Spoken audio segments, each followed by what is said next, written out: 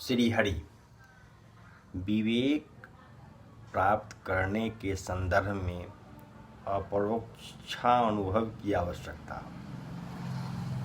जैसे औषध को बिना पिए केवल औषध शब्द के उच्चारण से रोग नहीं जाता, इसी प्रकार अपरोक्षानुभव के बिना केवल ब्रह्मा ब्रह्मा कहने से कोई मुक्त नहीं हो सकता।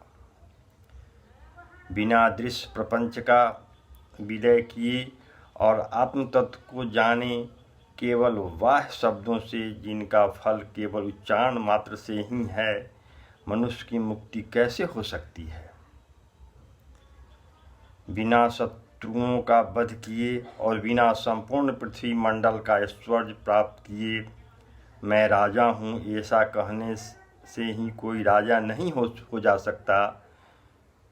पृथ्वी में गाड़े हुए धन को प्राप्त करने के लिए जैसे प्रथम किसी विश्वसनीय पुरुष की कथन की और फिर पृथ्वी को खोदने, कंकर पत्थर आदि को हटाने तथा प्राप्त हुए धन को स्वीकार करने की आवश्यकता होती है, कोरी बातों से यह बाहर नहीं निकलता। उसी प्रकार समस्त मायिक प्रपंच से सुन निर्मल आत्म तत्व भी ब्रह्मावित गुरु के उपदेश तथा उसके मनन और निषिध्यासन आदि से ही प्राप्त होता है, थोथी बातों से नहीं।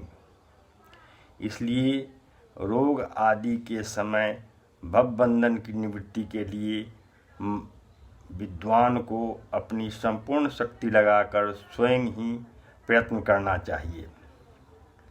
प्रश्न विचार।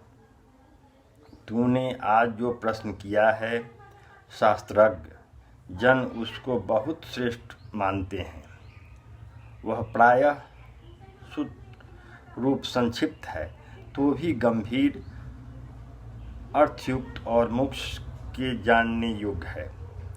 हे विद्वान, जो मैं कहता हूँ सावधान होकर सुन। उसको सुनने से तू शीघ्र ही भवबंधन से छूट जाएगा। मोक्ष का प्रथम हेतु अनित्य वस्तुओं में अत्यंत वैराग होना कहा है। तदंतर सम दम तितिक्षा और संपूर्ण आसक्तियुक्त कर्मों का सर्वथा त्याग।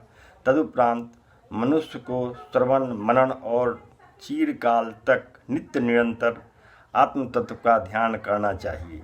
तो वह विद्वान परम निर्विकल्प अवस्था को प्राप्त होकर निर्वाण सुख को पाता है। जो आत्मानात्म विवेक अथवा तुझे जानना चाहिए वह मैं समझाता हूँ। तू उसे भली भांति सुनकर अपने चित्त में स्थिर कर। गुरु के द्वारा कहे गए शिष्य को यह आत्मानुभूति विवेक के संदर्भ में कहा गया है। इसलिए विवेकी पुरुष अपने चित्त में निरंतर इसको धारण करेगा तो केवल अनंत पथ को प्राप्त होगा। ऐसे थोथी बातों कहने से अनंत पथ नहीं प्राप्त हो सकता। उसके लिए इसको आत्म तत्व में उतारना होगा, तब वह केवल पद को प्राप्त होगा और